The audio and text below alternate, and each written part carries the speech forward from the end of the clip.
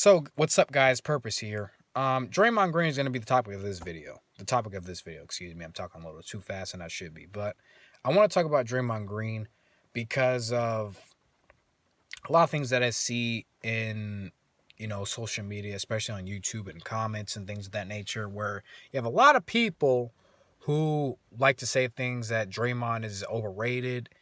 He shouldn't be in the league. And frankly, to me, that has to be the most disrespectful thing you could say to a player is that they shouldn't be in the league. Obviously, if they're in the league and they're making money and they're doing things that they're doing, especially Draymond, who's a three-time champion, there's a reason why he's in the league. Uh, but what happens is what fans these days get obsessed with is the numbers game, the counting stats, all the stuff that you can see on paper that comes right in front of you. That's why I think LeBron fans are so obsessed with him because his stats look so mesmerizing. They pop out at you, which to me, he's a great player whether you look at statistics or not. But LeBron, you could say to a certain extent his numbers can be a little overinflated if you adjust them to this era, which is a high level of play. The pace is faster. You're getting more shots. You get more possessions because you're going up and down and shooting a lot more threes, which means you're going to have more misses that way, which means you can get more rebounds and you can play faster. So I'm not saying he's overrated. I'm saying his numbers can be a little inflated if you look at them. But when you have a Draymond Green who's averaging 8 rebounds, 8 assists, and 8 points, to a casual fan, you're like, oh wow, he's only averaging 8 points. They go straight to the points because in today's game, fans look at points because you see all these high numbers. If he's scoring 8 points, you're like, oh my gosh, I was even in the league. Do you guys understand what Draymond's like real value is to his team?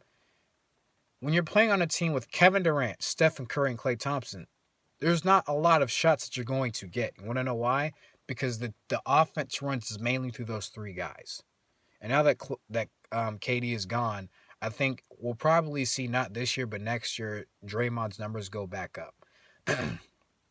Because what we forget is that he was averaging, even when KD got there, he was averaging I think 11, 8, and 8. When KD got there the first year, he was playing great basketball. He's still averaging 10 points the second year with KD. So a lot of it is his numbers went down, and when you're shooting or your shot attempts go down, and then you don't get off to a good start shooting during the year, it's hard to find a rhythm. So I think what's happened is he just hasn't had a rhythm, and now that he gets those shots back, he can probably go back to averaging the 16, 17 points he averaged the years prior. This was a guy who was shooting 38% from three. A guy who was averaging 16 and 9.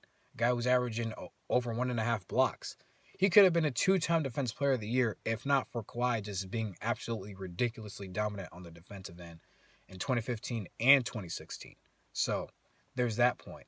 He's a guy who was 6'6", 6'7", winning Defensive Player of the Year as an undersized power forward. You have people calling him a remember somebody during school which completely ticked me off. They called him a what was it? A glorified role player. That's a name. This person called him a glorified role player. Seriously? You really can't name a lot of players that could do what Draymond does because a lot of what he does is it's a sacrifice to what his numbers could be. Everybody says he can't play on a lot of different teams. This is the only team he can play on. Yeah, that's why his value is, to me, stands out a lot because what he does for them and what they do for each other just coincides. Draymond gets all the rebounds. He guards a lot of players inside that are bigger than him, but he does a great job in positioning. Like defensively, his IQ. His IQ to me is the most important thing because defensively, he's having to call out patterns, he's having to call out reads, he's having to read where the players are going, and he's having to switch off a lot of different pick and rolls, a lot of different sets. It's Basketball is not just about numbers, people. And you fans out there who I really call casual fans who just watch the game and just look at scores and stats. Like if you watch a game of basketball, it's a deeper level of thinking that goes into it. I remember watching his interview on All the Smoke, and he talked about this. He's probably one of the most intellectual players you'll ever meet because he could tell you all the defensive patterns and all the reads and all the player tendencies. That's what goes into a basketball game. He studies that stuff, tendencies, what players like to do, where players like to be, their spots, all the hot streaks, the cold streaks, what this player's going to do in this situation or this situation. Like, that's the kind of player that he is. It's why I enjoy watching him play, because that's the things that he does. Now you're going to be like, well, he's an emotional time bomb. A player who plays with their heart on their sleeve and is willing to set the tone and set the fire for a team, it's a player I'd play with any day, because I know they're not going to give me any BS. They're not going to sugarcoat it. They're not going to tell you what you want to hear. They're not going to try to be all nice to you. They're just going to tell you what it is. If you're playing like garbage, Draymond Green is a guy who's going to tell you straight to your face. If he thinks you're not giving it your all, if he thinks you're being soft, if he thinks you're being nice, he's going to tell you that, because he knows it's going to help you down the line and in the moment. In the moment, you're going to feel like, man, I don't like you, man. All you're doing is just criticizing me. Well, you know what's going to happen is later you're going to realize, Draymond was right. If I do this better, or if I implement this, if I do this better in this area, he's right. I could see a bigger boost in this area. I think Draymond does a lot of things in small areas that show up in bigger areas in the game. In clutch situations, if you're calling out patterns and tendencies and you know what players like to be, on defense, that saves you and it wins you games. Draymond is not the guy who's going to maybe hit the clutch shot, but a lot of times he's going to make the correct read to the right player to make sure that shot gets off. If it goes in, it goes in. If it doesn't go in, it doesn't go in. But that's not really the point. To me, he's just a proven winner.